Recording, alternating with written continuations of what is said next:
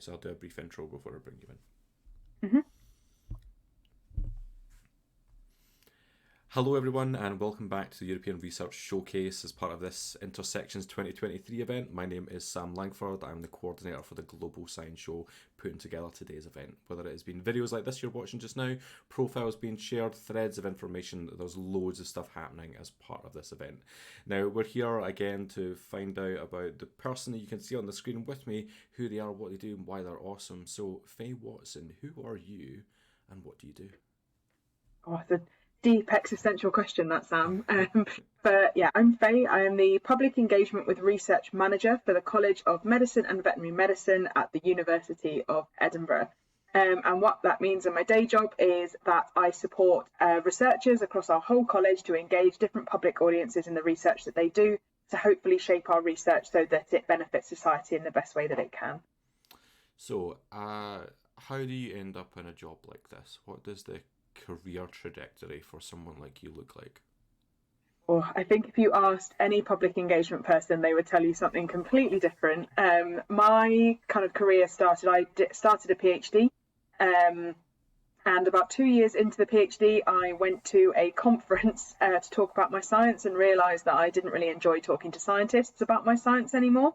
I had actually gone to a talk from the Royal Society of Biology all about the importance of engaging the public in science, and that had kind of tickled my fancy a bit. So I ended up quitting my PhD, and I got a job as a public engagement assistant at the Wellcome Centre for Human Neuroimaging, and that's kind of everything took off from there. But before that, I'd done a master's of research, and I'd also done an undergrad in biology, so I had a really kind of large ground in science. And yeah, just a general enormous nerd. And whilst doing research, realised I'd rather talk to people about research than actually doing it. So that's how I got into it. Right. So, what does an average day look like then now in this job that you're doing? Oh, it looks very different every day. There's a lot of talking to people, as you can imagine, from public engagement. And I quite enjoy the fact that whenever I open my email account, I absolutely have no idea what sort of subject lines I'm going to have. Last year, to a lot of hilarity, I had a giant inflatable uterus flying into my email account. So every day is different, but a lot of it is talking to researchers and finding out what they want to get out of talking to a public or patient group, for example. I run a lot of training. I go to a lot of kind of high-level meetings talking about research strategy and things, but most of my job is talking to people, which is something I love doing. And what are some of the real positives of having someone like you or a team like yours supporting researchers in their engagement efforts? Researchers have so much to think about. They don't just have to think about the research they're doing, they have to think about writing grants, they have to think about being good communicators, and all sorts of other pressures that they have on them, at the same time as also having fixed term contracts. So a lot of them are trying to churn out papers, write up their research, go to conferences and all sorts of things. So it's really important to have people kind of in public engagement and science communication whose whole job is to do public engagement. And this means that we can support researchers in doing that and making it part of their research. Because without kind of us, it's just another thing that they're going to have to think about, and it's a whole skill set in its own and a whole job in its own. So asking researchers to, be everything all at once is quite a lot. And something that doesn't happen across academia, whether it is here in the UK or across the EU, is having quite as heavily embedded a system for public engagement as somewhere like University of Edinburgh, right? You've got a really quite strong public engagement strategy and team. Absolutely. Yes, University of Edinburgh also, as well as being more like 40 universities instead of one university, which is what a colleague said to me on my first week. We're really lucky that we've got a lot of embedded public engagement staff across the college that I work in. We have public engagement people pretty much for every single one of our institutes and centres.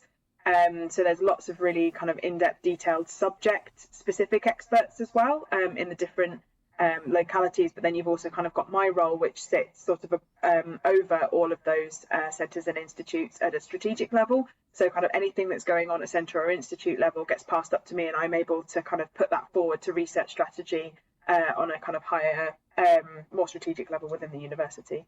Yeah, so having that just adds another like hugely beneficial layer to everything that anyone's trying to do. Um, Absolutely. what's the goal that you've got at the moment? What's something that you're really excited about coming up sometime in the future? Is there anything that you're really excited to be working on? Yeah, so I'm really lucky that as part of my role, I've got 1 day a week that I get to spend on my sort of pet project, which actually started when I was working with you, Sam, over at the Centre for Virus Research in Glasgow, which is a project called Unseen Hands. And this project has sort of broken down barriers between research and people with lived experience of HIV and hepatitis.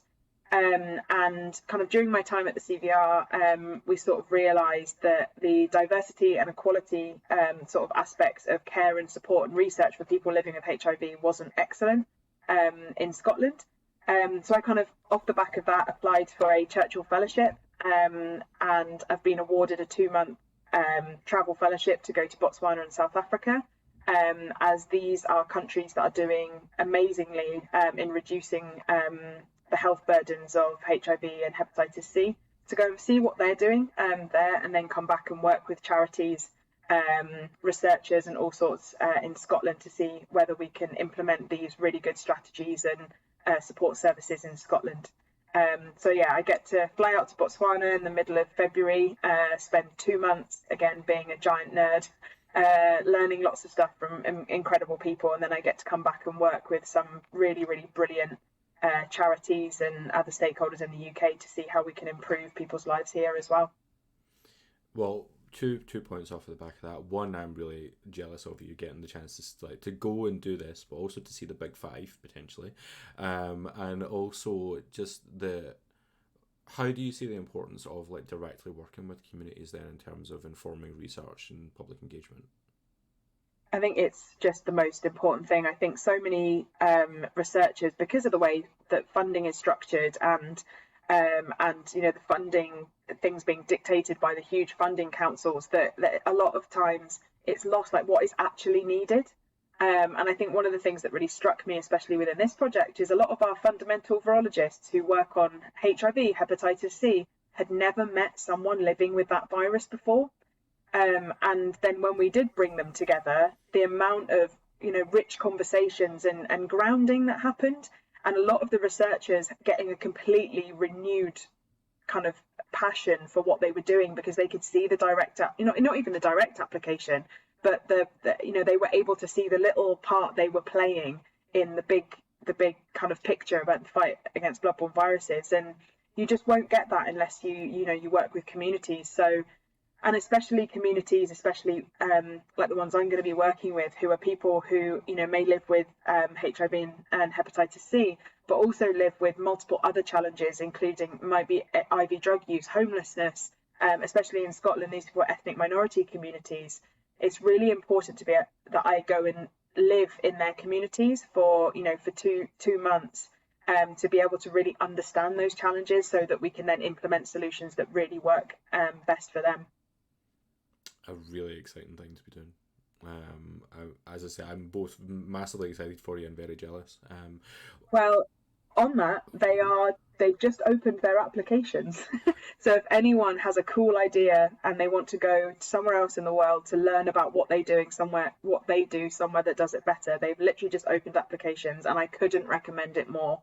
Well, Yeah. we'll definitely, alongside this video, put down the applications for the Churchill Fellowships, because I know that it's been life-changing for so many folks who've gone and done it. So, yeah. We're almost out of time. So, last question. If you had 30 seconds, elevator pitch to tell someone about your work, what was the one thing you'd want them to know? That research is for everyone. It doesn't matter who you are, from where you are, from what background, that there is something in research that is absolutely for everyone. And it is my absolute MO to make sure that everyone knows that, and to make sure that research is for everyone, is done by everyone, and has real life impact for everyone. A great way to finish.